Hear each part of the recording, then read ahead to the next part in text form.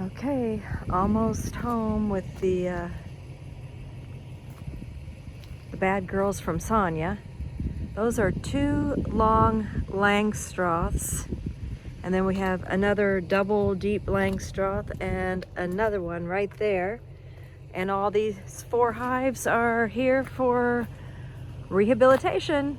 That's what I call it. Anyway, they're Africanized and they're going to get requeened and become European, and then they're going to go back and live with Sonya again. Okay, I am going to inspect Long Lang number 1, which has got these pretty cool closing things that you can just close the entrances down. Woo, not happy with me today. They're still on the back of my trailer. I don't have any help today, so because they're so large, I can't unload them, and but I'm going to start inspecting them and figuring out what's going on. That one has a lot of propolis on it, so the slide really doesn't want to work that well. So just pointing out that design style. Actually, I'm going to work on Long Lang number 2 first. So, but I'll try to make the videos in the line. So this one has completely wide open entrances, and 2 of them, 2 very large, and you can tell, I don't know if you can see that or not in there, but they tried to propolize it closed. It is way too large of a gap, and I can see where this design would cause or have issues with robbing. In fact, I'm not getting that much of a response. This hive is very small, so this shouldn't take me very long to check this one out. Okay, one of the issues with this design style is that the bees definitely propolize the lid down, and sometimes it's difficult to get these popped up. And so in a previous video, I showed the one that Roy is using, and it actually has slats here to stop the bees from touching the cover, which is actually a nice design. So as right away, what you can tell, number 1, very few bees, and number 2, we have signs of we got wax worm larvae there, we got wax moths, and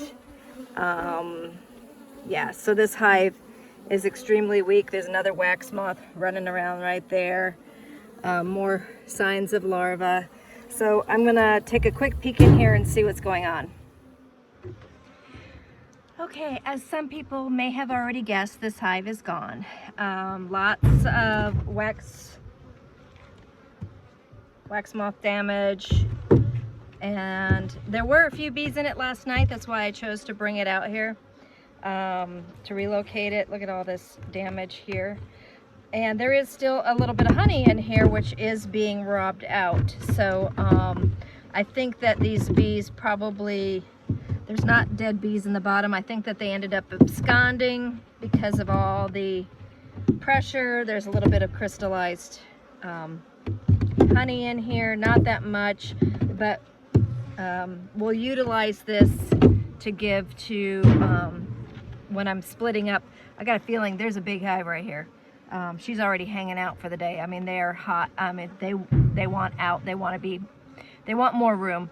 And so I'll be utilizing these frames to make that hive more room.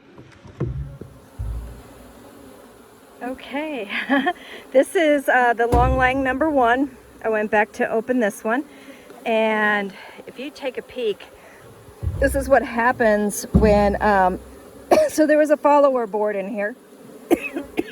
Kind of at an angle, it's kind of stuck, and there was no frames.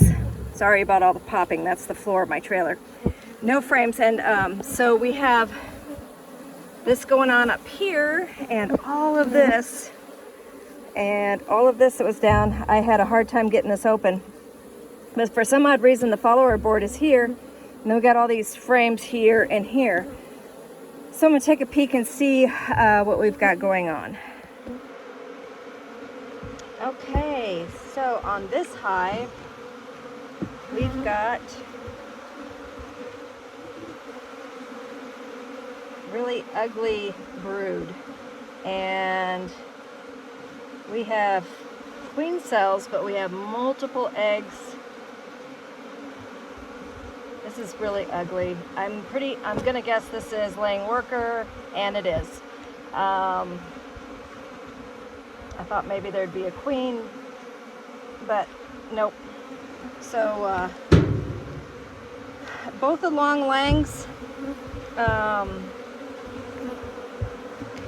were no longer viable. So I'm just gonna, again, I'm gonna try to fix the laying workers, because I have a feeling a couple of these other hives have plenty of things to spare. And then I'm going to basically utilize, yeah, they were out of room. They had 2 frames over in this section, and then they had empty frames and then another frame, and so then they built there.